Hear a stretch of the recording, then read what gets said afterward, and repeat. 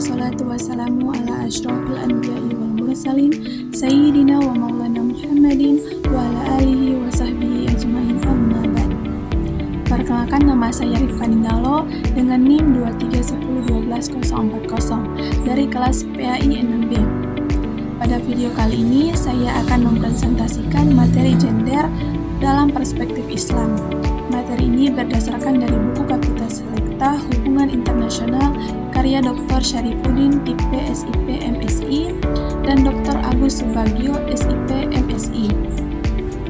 Video ini saya buat untuk memenuhi tugas mata kuliah Kapita Selekta Pendidikan Islam oleh dosen pengampu Bapak Dr. Najamuddin Peta Solong SAG MAG. Baik, langsung saja kita masuk ke materi, yaitu tentang gender dalam perspektif Islam.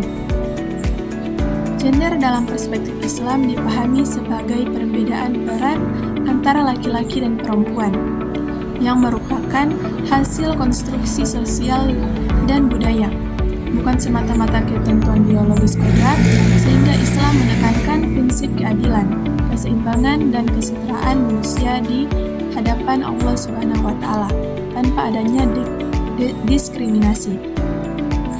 Perbedaan antara seks dan gender menjadi dasar penting di mana seks bersifat biologis dan tidak dapat diubah seperti fungsi reproduksi, sedangkan gender bersifat dinamis dan dapat berubah sesuai perkembangan masyarakat. Namun dalam realitas sosial, sering muncul stereotip gender seperti anggapan bahwa laki-laki itu kuat, rasional, dan pemimpin, sedangkan perempuan dianggap lemah, emosional, dan hanya berperan di ranah domestik.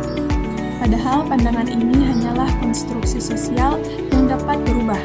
Stereotip tersebut kemudian melahirkan berbagai bentuk ketidakadilan gender seperti marginalisasi, subordinasi, beban kerja ganda, hingga kekerasan terhadap perempuan.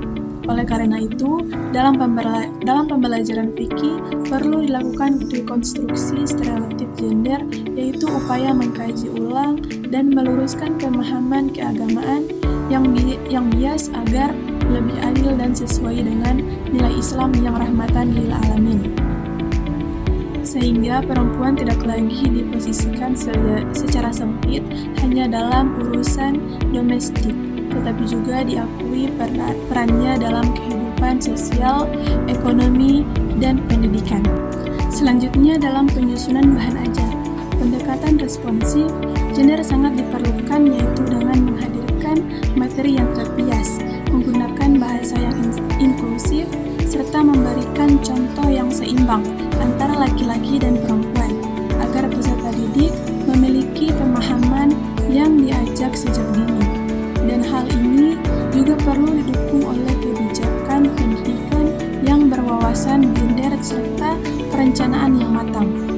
Pendidikan Islam memiliki peran strategis dalam pemberdayaan perempuan karena melalui pendidikan, perempuan dapat meningkatkan kualitas diri, memahami hak dan kewajibannya, serta keluar dari berbagai bentuk ketertinggalan yang disebabkan oleh faktor budaya, ekonomi, maupun sosial.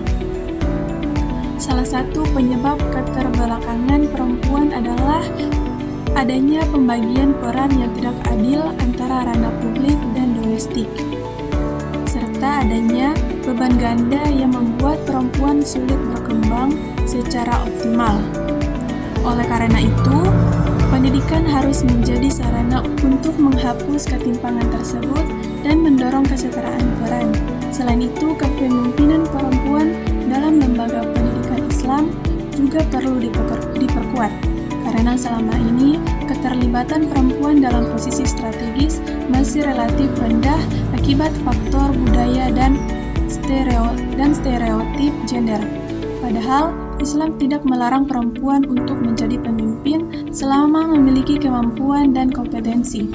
Dengan adanya kesempatan yang sama, perempuan dapat berkontribusi dalam pengambilan keputusan dan pengembangan lembaga pendidikan.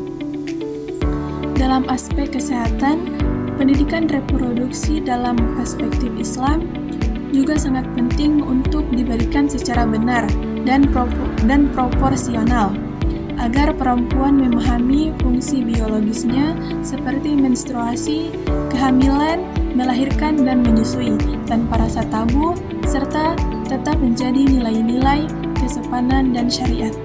Kurangnya pemahaman tentang hal ini seringkali menimbulkan stigma dan kesalahpahaman di masyarakat.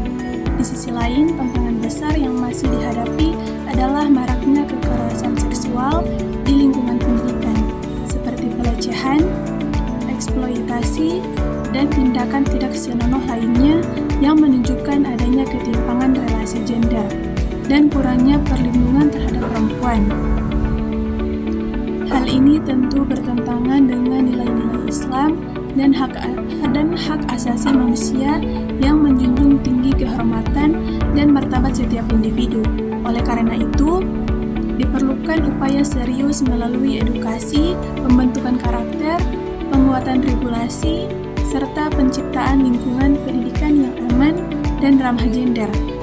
Dengan demikian, penerapan perspektif gender dalam pendidikan Islam tidak hanya bertujuan menciptakan kesetaraan, tetapi juga membangun sistem pendidikan yang adil, inklusif, dan manusiawi sehingga laki-laki dan perempuan dapat hidup berdampingan secara harmonis, saling menghargai, dan bekerja sama dalam membangun masyarakat yang lebih baik tanpa adanya diskriminasi maupun ketidakadilan.